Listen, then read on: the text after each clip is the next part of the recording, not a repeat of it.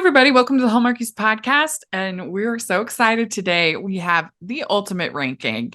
This is very interesting. We're talking about the best rom-coms of all time. We have gone through every decade. So you want to make sure that you watch or listen to all of those episodes because we did classics, we did 60s and 70s, 80s, 90s, every decade.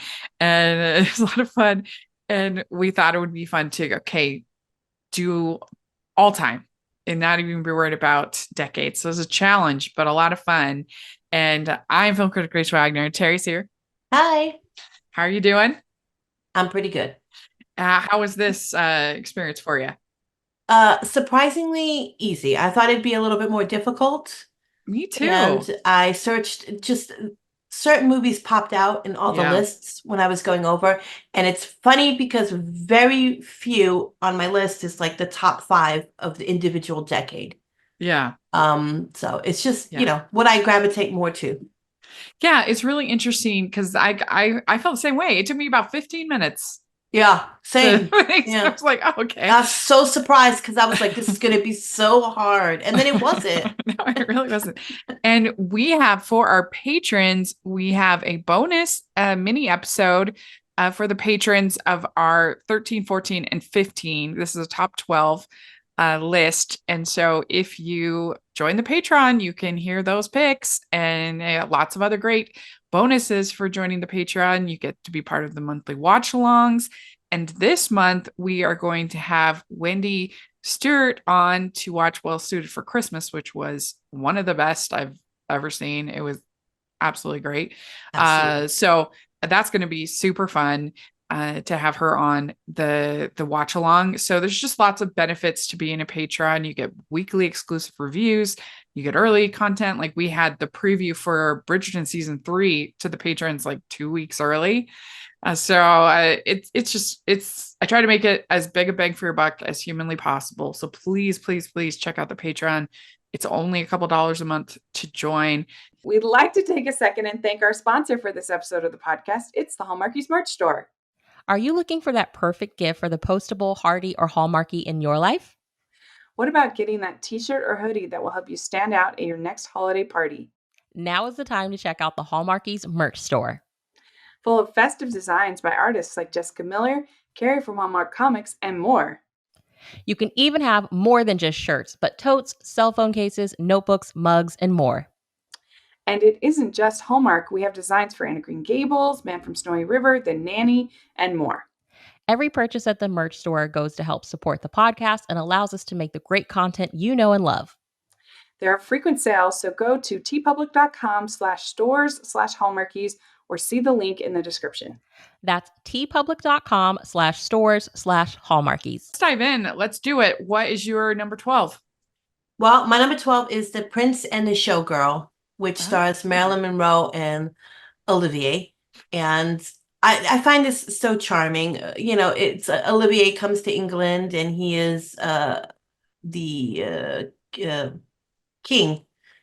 Or the, actually he's the Prince Regent, apologies, of this made up country. Right. And Marilyn Monroe is just an American performer performing in a production that he goes to see, and he's like, "Ooh, invite her over," so he could try to seduce her, but things go terribly wrong, and she ends up spending the whole entire day with him and escorting him to like this, big function that he's there in England to, and his regency is coming to an end because his son is going to take over, and she helps thwart a hostile takeover in a sense for his kingmanship, and they fall in love, and it's bittersweet because they don't end together. Spoilers for a movie from 1957. But interesting. yeah, but they do have a promise of like, I will not be in my leadership position for a while, and her contract will be up in about the same amount of time that she has. And so there's a promise that they will meet again because they're such an odd pair, and it doesn't make sense that they would be together. But through this whole like 2 days that they've had together, they sort of bond and she's in everybody's business. The running gag is that because she never gets to go home because he drinks herself silly and passes out before he could try to woo her, Uh-huh. that she's wearing the same dress but with a different hat and a shawl. Throughout the whole thing, it's a running gag where Yeah. his mother's like, "My dear, are you still wearing I thought, were you wearing that yesterday?" And Uh-huh. she's like trying to cover up. No, so nobody knows that, she passed out and spent the night there. It's silly and it's amazing that it's as Olivier directed this, and it's amazing that it's as good as it came out because it was a troubled production. So it's very Yeah. charming. I've never seen that one, so I definitely have to check it out. But it makes Yeah. sense because you love royal movies. Right. So I rambled a Yeah. lot in that explanation. I'm sorry. Well, my number 12 is one I know you're not crazy about, but I love it. It's Juno is my number 12. Mhm. I know that the dialogue can be a lot for people, but I love it. I think it's just so funny. I think it has tremendous heart and soul, and I really love the arc that Juno goes on as a character, where she not only has this child and goes through that whole experience, but what she learns kind of about Jennifer Garner's character through the course of Yes, it's the very moving. movie, Yeah. that she completely like pegs her as this stiff, and that Jason Bateman's the cool guy. And by the end, her, everything's completely flipped. And I love Allison Janney and J.K. Simmons as her parents. Oh, It's so great. one of the Yeah. best scenes in the movie. I just love little lines like, "You're like the coolest person I know, and you don't even try." I try really hard, actually. I Um, love, I so do yeah, love I just love it. the father's reaction. They were like, "Well, who's Oh. seduced who?" And he looks at his wife and he goes, "Come on, who do you think?" You're like, Well, I didn't. I didn't think you were that kind of girl, and because I don't know what kind of girl I am, and yeah. I it's mean, it just was I love nice it. to see like supporting parents, and it's also Yes, a really nice story about adoption as well. yeah, yeah, it really So is. It despite doesn't glamorize it, doesn't make it seem yeah, easy by any means, but no, moving and meaningful, and so yeah, I love totally, it. It's one of my favorite movies, so yeah. definitely had to make this list. What do you have at 11? I've got another 1957 film, Love in the Afternoon, which stars Mm, Gary Cooper and Audrey Hepburn. And Audrey Hepburn is her father is a private investigator. She's a youngish, adultish. I'm not quite sure how old she is now. I can't remember. Legal, I think. yeah, But she plays the cello. She legs around this cello throughout the whole entire movie. And her father basically, he does private investigation for these cheating wives, cheating husbands, and she comes across, and she's always in her father's business, and he's like, "Don't be in my business," because she's so curious about the whole thing. And she comes across that he is investigating a cheating wife, and they're going to kill this guy, and it's Gary Cooper. So she says, "I have to intervene because he might die." She doesn't know these people, but she's been reading the case file, and she's like, "I don't want this person to die." So right before band practice, she's running around with her cello, pretends to be this sophisticated lady, and sort of saves Gary Cooper's hide. And of course, Gary Cooper is much older than Audrey Hepburn in this movie, and that is sort of there is a May December feel to it. uh-huh, It's all part of the plot. But she pretends to be somebody else, and he woos her, and then they really fall in love, and then he finds out who she really is, that she's just a young girl playing, yeah, cello over here, and he breaks it off, and then there's this beautiful moment in, the train station where she's like, "I don't care, I love you," and it's just so sweet. And I guess some people would have a problem with it today because of the age difference. But when you watch this movie and you take it in content that it's 1957 and these guys they're both adults, consenting adults, right, then it's totally fine. You'll fall right in love with it, yeah. I haven't These aren't seen this. babies, I know, It's not like a 14-year-old right, falling in love with a 16-year-old. It's not that, right. Yeah, I haven't seen it for a long, long time, Yeah, I love it so but much. yeah, It's so just maybe I need to revisit it. it's so, I just, it's like a comfort movie for me, Yeah. you know? It would be And I fun to just think rank that, it would be fun to rank Audrey Hepburn like Oh, rom-coms or totally. Yeah. romances. That would be fun. Yeah. My number 11 is a Christmas classic. It's Christmas in Connecticut is my number 11. Yes. It's sort of the precursor of what we love in Hallmark. All the tropes that we see in the falling, freshly fallen snow and the really swoon-worthy Oh, totally. moments, The and cooking. it's Yeah. so funny. Holiday It's fun. like it's really the screwball comedy elements of it. Very funny. The Barbara whole baby Streisand. of it all too. Yeah, the babies. That's so funny. It's great. And so yeah, it had to make my number 11. Totally. Yeah. What do you have at 10? I have the original Parent Trap, Okay. Yeah. which is just a classic for me. I love it. Something I grew up watching constantly on Yeah. television, and it's just, again, it's another feel-good movie for me. Like I'll go to, like, if it's around. I have the Blu-ray somewhere here. So like I'll just pop it in randomly to watch it just to make me happy because Yeah. it's just so silly. Yeah. And I love Maureen O'Hara anyhow. She's so And funny in I it. love her remake of it, and just her ex-husband's like surprised. Oh, and when her father calls her dowdy, oh, like you wouldn't want to go because you're so dowdy. And she goes, "Excuse me." Yeah. She has that And I love fabulous when she's like, makeover. "The plastic surgeon's a major reconstruction job on my face just to look presentable to you." Oh yeah. It's so silly, And I but like the priest in that. He's oh really, yes. really funny. Yeah. Like, ooh. And his future mother-in-law is more scheming than her daughter to try to get Yeah. them married, which is great. And I completely relate to Vicky, especially. I mean, I Mhm. love Meredith in the remake. She's so funny, but Yeah. Vicky, get me out of this stinking fresh air. Agree. Yeah, great choice. My number 10 is actually My Big Fat Greek Wedding. Oh yes. It does the impossible and make me like a wedding movie, which I usually don't A like. rarity for you, Rachel. Yes. And the thing that makes me like it is that they are just such a likable couple. There's never Totally. a sense that they are going to break up because of the shenanigans. No, there's no doom and gloom. Yeah, It's they never yeah. put the wedding above the relationship ever. And their attitude is just like, whatever makes our family happy, like whatever. We just want to get married. Like that's Right. basically all. And it's so genuinely funny, especially Totally. Aunt Tula. Oh my gosh. I had a mole. This tells the story. And When he says he's vegetarian, we'll have lamb. no, And her the dad Windex. with the Windex. Yeah. Yeah. It's just Yeah. it's genuinely funny. It's really sexy. It's romantic. It's so good.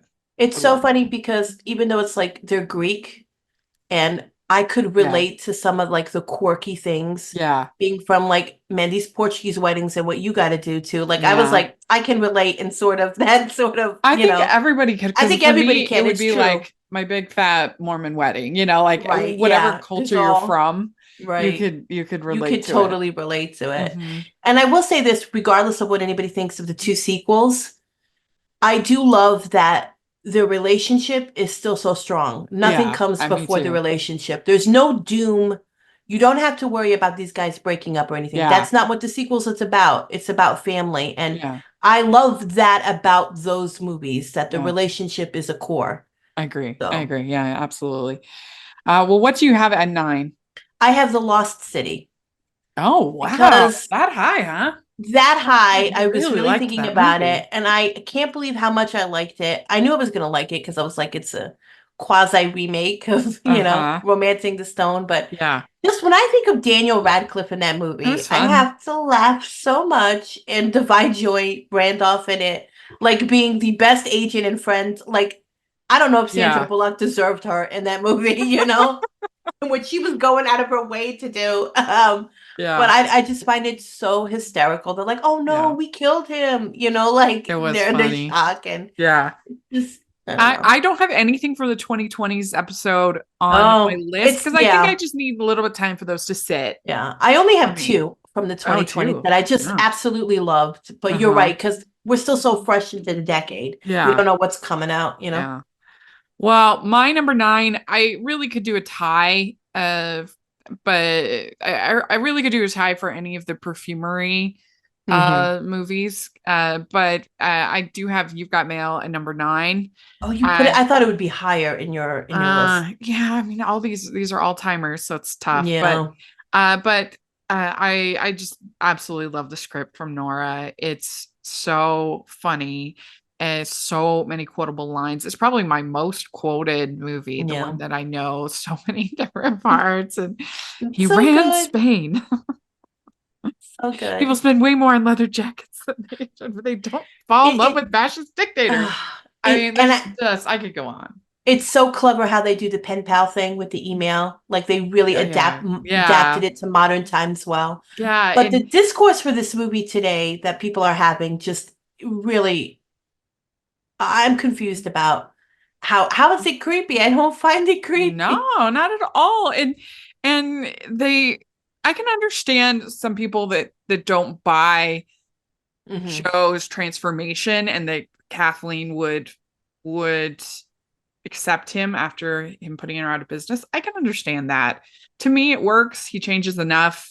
He woos That's like her almost a enough. realistic thing for me. There was Yeah, no way she was going to keep that business. And I think it's so yeah. realistic in a way for Well, and that. she says, like, I would never become an editor if I didn't have that. And to me, the big key is the scene with when she's sick and he comes and visits Oh, her. And totally. she, Yeah. in that scene, she completely dismantles everything he thinks he understands about the Godfather and the Godfather way of Poor business. man. I know, poor She man. completely, and it's such a great scene. Obviously, they have amazing chemistry.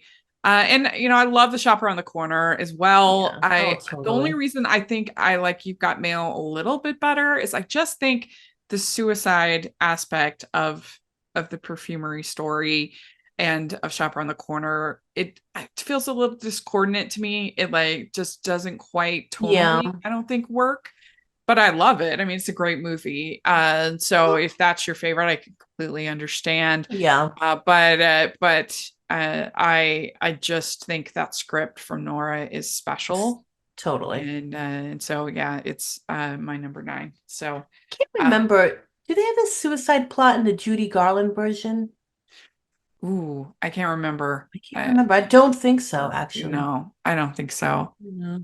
But Hmm. yeah, it's been a bit for that one. It's But been a bit for me too, and I just that popped into my mind. I was like, did yeah. they do that again? I don't think so. And one of these days we're going to rank the perfumery Oh, movies. totally. Yeah, because there's Good Old Summertime. There's the She Loves Me pro shot, and so that would be really fun. Yeah. But what do you have at 8? I have another recent 2020 film. Well, this one's from 2023. It's a Turkish film, which I Oh, love. It's on Netflix. uh-huh. It's Make Me Believe. I need to see this for I fell sure. in love with it. All I don't timer, know how huh? you'll feel about it, but it's like these beautiful people in this beautiful seaside town location. It's just so Yeah. stunning to look at. And it basically it's like they were friends as they were children, and then romance got in the way, kind of, and they just don't like each other anymore. They annoy each other so much. And their grandmothers are busybodies trying to get them together. And what their grandmas do put them in such the situations they get arrested, they get all this stuff. It's almost a very predictable plot, but so Yeah. enjoyable to watch it because I just love their chemistry and the actors, and I recognize these actors from all the Turkish television shows I watch. Yeah. But basically, she's a magazine editor, and she's in for a promotion, and she's been trying to get this famous photographer, on the cover, but he's so elusive. And then it comes to her like, oh no, this guy who annoys me to no end, and my former childhood friend is the photographer I'm seeking. So there's that whole little like, when is the right time to tell him?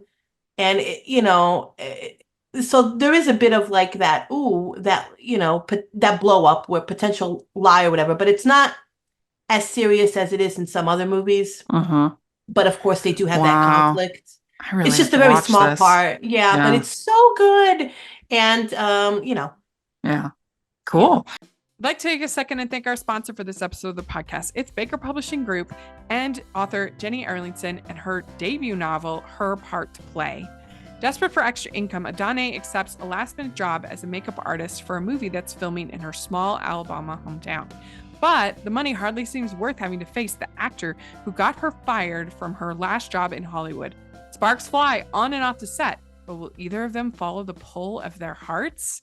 We know you will love this swoon-worthy romance with the relationship between the movie star and the makeup artist. You can purchase Her Part to Play wherever you get your books online, or right now you can get 30% off and free shipping at bakerbookhouse.com. That's 30% off and free shipping at bakerbookhouse.com, or use the link below. These next 8 for me, I genuinely think are perfect films. I would change almost nothing about them. So they're like, having this at 8 is a high compliment. These are some of my favorite movies of all time. Number 8 is Moonstruck for me. Oh, yes. I have that a bit higher, but I absolutely just love and adore it. I love the script. I love the chemistry between Nick Cage and Cher. Across John Mahoney's whole section. This thing has huge heart. It has so many memorable scenes. It's very quotable.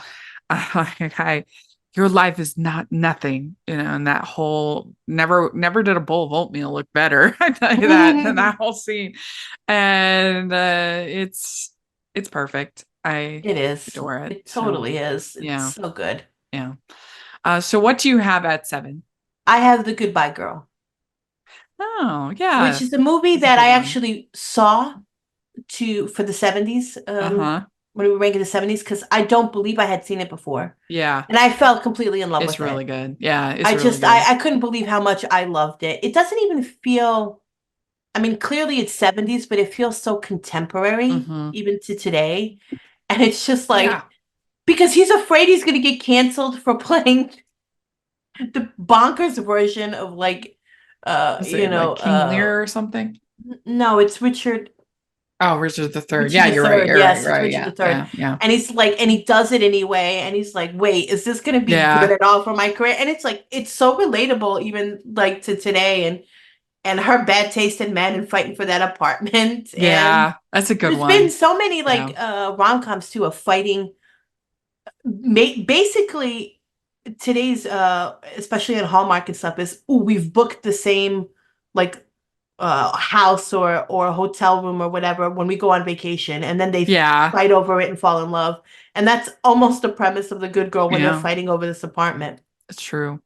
Yeah, I watched it for the first time for the AFI Passions project, which I'm just wrapping up, and I really found it delightful. So yeah, it is great choice. Yeah, very good. Well, my number 7, again, another perfect movie, very influential in my life. It's Clueless is my number 7. Yeah. Oh, I have this a bit higher, but I agree. It's just it's a perfect movie. It spoke to my teenage self. Such great characters. It's so quotable, and it's just great. I mean, and the fashion too at the time. We were all trying to be Chers. Yeah. Do you think the death of Sammy Davis Jr. left an opening in the Rat Pack for you? I just love it. I love everything about it. Such a great adaptation of Emma too, a modern day adaptation of Emma. Yeah. And I love great use of music when she's outshot. And I'm totally in love with Josh. Oh, bye. Big thing. So good. But now I don't know how to act around him. It's great. You were just waiting for that moment the whole entire movie too, weren't you? Yeah. So great. So what do you have at 6? I have It Happened One Night. I mean, it's Clark Gable, Claudette Colbert. I mean, you can't go wrong here. It's a classic. I mean, Clark Gable made the undershirt, he was wearing no undershirt, and people like melted. And to be in the theater when that happened, what do you mean he's not wearing an undershirt? He's shirtless? Yeah. So it's been often copied and homaged, but it's the original and it's great. Yeah, it's a perfect film. My number 6 is While You Were Sleeping. Is my number 6. I absolutely just love everything about it. I love the script. I love how it talks about loneliness in such an authentic way. Yeah. And it gives it such heart. Like when she is just like watching the other family members open presents and she hasn't had anything like that for so long. It gives everything like just such meaning. And yet it's also like so funny. I love the whole dinner table scene where they're all having the different conversations all at the same time. And that is just absolutely very much hilarious. relatable. Yeah. Also, because she is lonely, there's a tendency sometimes to make a character like that so pathetic. And I don't think she's pathetic at all in this movie. No, she's No. lonely, but she is just so likable. Yeah. And she's lying to these people, but you completely understand why. And she's trying to help them through this, situation. Like she doesn't want the grandma to keel over. She doesn't want, like, so there's. Yeah. It's like, oh no, what am I going to do? Yeah, I'm stuck. Because it's really by accident that they think she's his fiance. Oh, when they have to go, he's got a cat? Right. Yeah. So that is one of my all-time favorite movies. It's so good. So romantic. What chemistry. Unbelievable. Totally. Between them.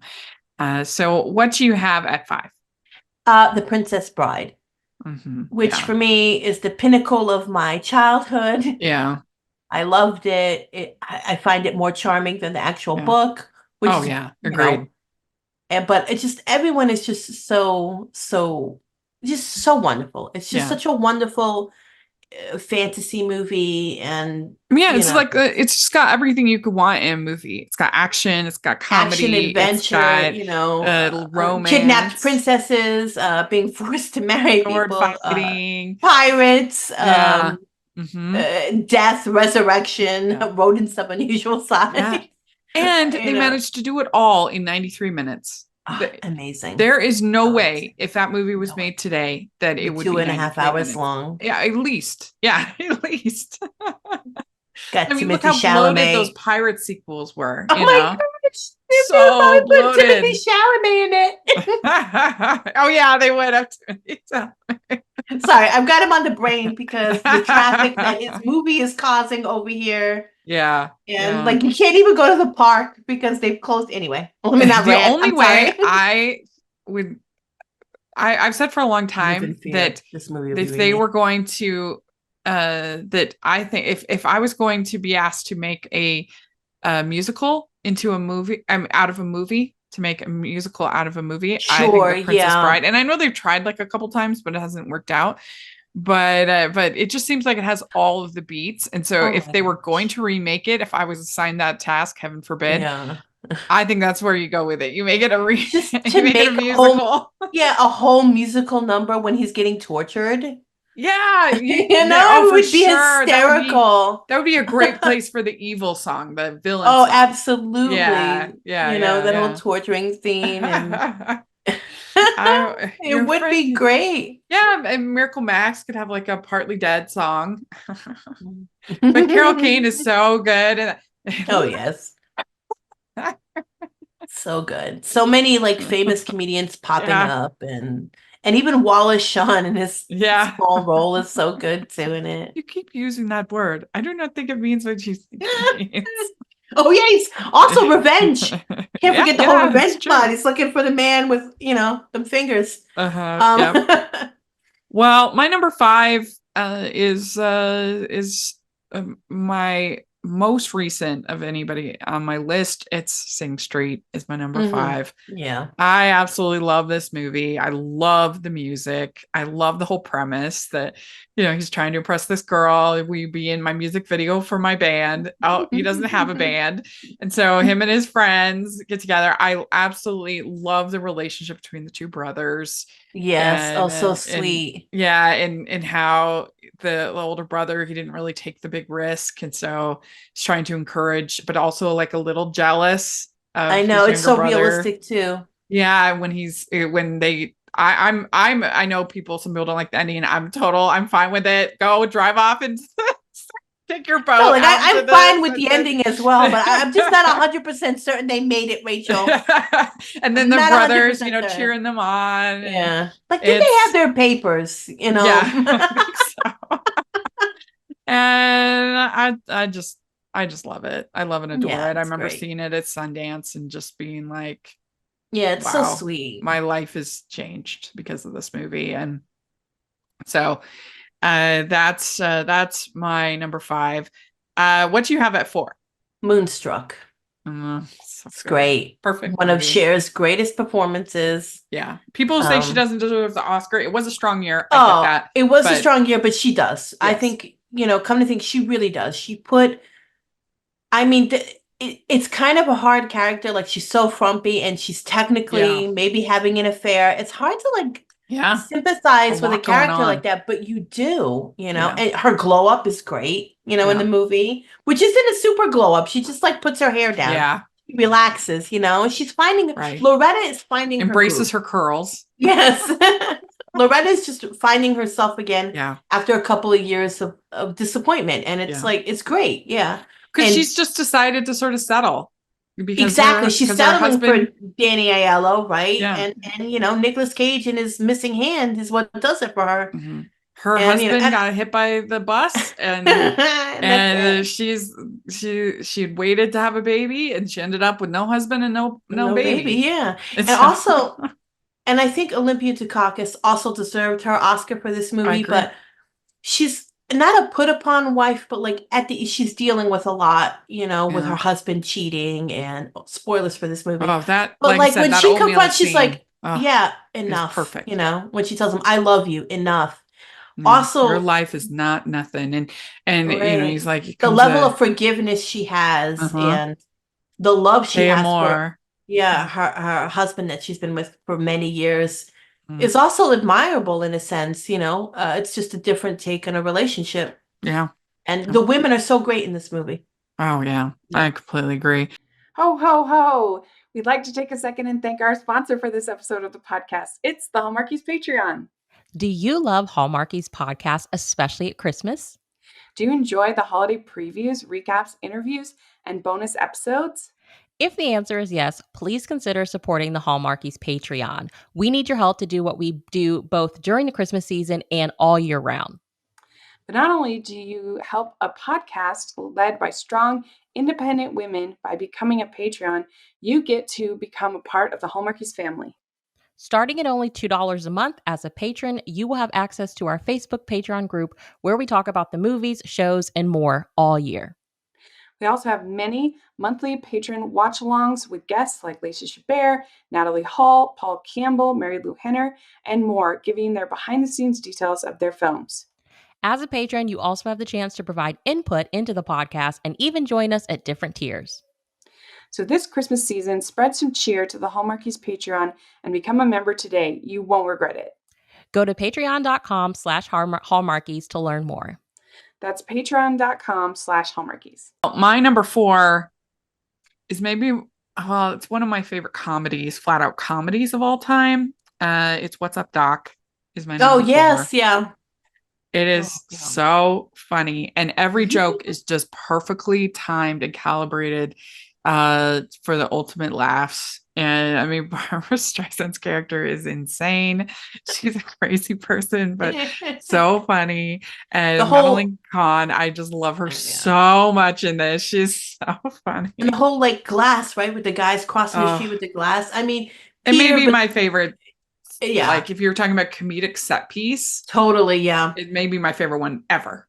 And I think Peter Bogdanovich successfully created homages to the movies, to the classic comedies that he loved. Yeah. Growing up. And it is a love letter to that. Yeah. And I think he did a great job. He's such a good director. And I think that this might be Barbara Streisand's best performance. I mean, that might be like, people might be like, no way, but I do think she's so good in this movie. I don't think she's quite as good in anything. She's a good actress, but like quite as good as anything else in this one. Yeah, I think she's in a way kind of a little bit underrated for her comic timing. Right. For that aspect, of her performances. Yeah. Whether it be in this or in the one with Lauren Bacall. Oh, The Mirror Has Two Faces. Yes. She directed as well. Yeah. Yes. Yeah. Even Yentl has like some comedy. I love Yentl too, but yeah. I do love Yentl, but like I do think and you could tell her heart is completely into Yensel as well. But I Yeah. just think she's so great here, and I Mhm. think this is her best Yeah, acting she's role. great. And like some Madeline Kahn, it's Yeah, just like, totally. especially she just gets more and more frustrated as he has to pretend that he doesn't know who she is. She's like, what? So great. I love it. So that's my number 4. What do you have at 3? I have Romancing the Stone, Mm-hmm. another pinnacle All of my timer. childhood, which Yeah. this movie repeated so much on television. I loved it Yeah. so much. It's like Michael Douglas and Kathleen Turner had such great chemistry. And it's so ridiculous. Her sister's kidnapped and she's got to go to Colombia, and it's just, this movie is parodied with love, Mm-hmm. so Yeah. much. And it's like an action, adventure, romantic comedy that we don't see really anymore. That's why I love The Lost City so much, Yeah. because it Mm-hmm. harkens back to these old school ones, and they're running. Poor Danny DeVito's chasing them down to kill them, and they gotta fight a crocodile, or Yeah. and it's just great. And it's super great. It's ridiculous. They're flinging around the jungle. It's so much Yeah. fun. It's great. I love it too. My Yeah. number 3 is one that a lot of people wouldn't think of as a rom-com, but it absolutely is. My number 3 is Tangled. Yes, it's I love great. I love it. animation. This is one of Yeah. my top Disney animated films. It's being my top 5 for sure. And I love the banter between Rapunzel and Flynn. I enjoy the songs. I love Mother Gothel. She is such a great villain. Such a great villain. The way Totally. she uses motherhood to manipulate and control Mm, is so vicious. so effective and so well done.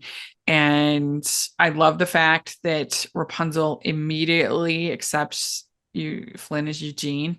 Yeah, Yeah, totally. I think she thinks it's way better. And I love that. And And the rogue of characters that help her out, mhm, this adventure. mhm, This is a movie I didn't like when I first watched it. yeah. I can't remember why. I was like, I don't like this animation. I don't like this. And then the more I watched it, the more I Yeah. was like, what was I on? I was Well, like, I was stupid. well, This movie Disney had is, been on such a losing I streak think so. I for think so that long. I just went in, the first time I watched it, I went, eh. And then when upon Yeah. rewatches, I was like, what am I talking about? Slowly. I love the lantern scene. That is Oh, beautiful. so good. And they did such incredible animation and with Rapunzel's hair Oh and my gosh, things like yes. that. And I So absolutely wonderful. love the scene where she's getting her hair done and they just have this long dancing Hmm. scene that I really appreciate, especially in animated films, when you have scenes of just pure joy. There's no, Totally. because animated films especially have gotten so plot dependent and plot heavy these And days villains aren't that villains anymore. yeah, villains aren't And villains anymore, but everything has to serve some bigger plot. And I totally. love it in films when they just allow you to breathe with the characters and just Hmm. feel joy with the characters. And I think the thing is that animated films tend to be shorter Yeah. than other features, the live action features. And so that's part of why they can be so plot heavy. But I just really love when, like in Cinderella, when she sings Sweet Nightingale, and that Yeah. scene is not necessary for the plot at all. Like it means nothing, but No, it's just a chance to just spend time with your character. And that's what that dance scene is for me in Tangled. It's just giving that character a second of joy. And I love that. And there's just that she can I just find joy in those moments too, yeah. being locked I, in a I tower. I do. I think it's one of the most. I know a lot of people love Tangled. I get that, but I do think but it's I under, still yeah. think it's very underrated, and Yeah, certainly mhm. not. It's not thought of as a rom com, but it absolutely It is. absolutely is. And one of the few times that when Disney has spun off these movies into their own Hmm. cartoon series, that the cartoon was great. Yeah, yeah, That, absolutely. they make it in between the time of when, at the end of Tangled to before they get married. And so it Yeah, I all mean they set give in like a that part. convoluted reason why she And needs her yeah, hair when she back, gets her but hair back, it's so convoluted, but it whatever. works and it's so charming, and they get everybody back to do the voices. Yeah, And yeah, I can't believe how good that was. I was like, what? You right. know? Yeah, it's true. It's true. So if you wanted to watch more of Tangled, there's the short film Yeah. with the horse and which is actually Right. the wedding, right? All that stuff Yeah. before the wedding. Yeah. And then the television series. It's true. So what do you have at 2? I have Clueless. Mm, Come on, so it's good. Clueless, you Yeah. know. The movie means so much to Maybe me. the most quotable movie ever made. Oh my gosh. You know, I just remember my mother's reaction when Yeah. when we went to theater watching it. I was dying to see this movie, and we didn't, like, my parents didn't take me to the theater a lot. Like, if I went with friends very rarely. Uh-huh. And we had no air conditioner. We were dying. I was like, let's go to the movies for the air conditioner. And my mom's like, yes, let's get out of this house. And I got my way, and I got to see Clueless. So it's a Yeah. victory. And it's meant so so much to good. me since then. Yeah. Yeah. It is I mean, so good. If Perfect teen movie. Yeah, and we definitely should do an episode once where we talk about just like iconic movies from our life. And Oh, sure. Clueless would certainly be up there for me. I guess Yeah. like I said, these top 8 are really, I think, perfect films. And I think it ends in the it's very 90s. hard Yeah. to rank. For me, But- I think it ends in the 90s for me, like iconic movies. Yeah. So don't think once I turned like 18 or 19, it kind of like nothing's iconic for me anymore. I can see that for me. There's some that just were so iconic. Yeah, in that my might have career as like a hit you. critic, Yeah. Mm-hmm. that it's a little bit different. But yeah, Yeah. I get that. My number 2 is It Happened One Night. Yeah. It's just a perfect film, Perfect. incredible chemistry. The script is so good. And they managed to take a kind of unlikable character, sort of like Clueless, and Oh, yeah.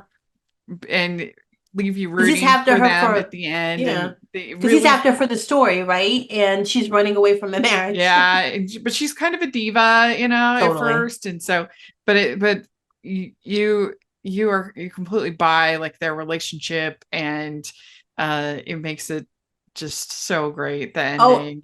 And how annoyed he is when they're hitchhiking and he can't get something. She goes, "Oh, well, watch me," and she just shows her leg a little bit. Yeah, Kind of escape for the time, but yeah, that's the whole point. Yeah, yeah. And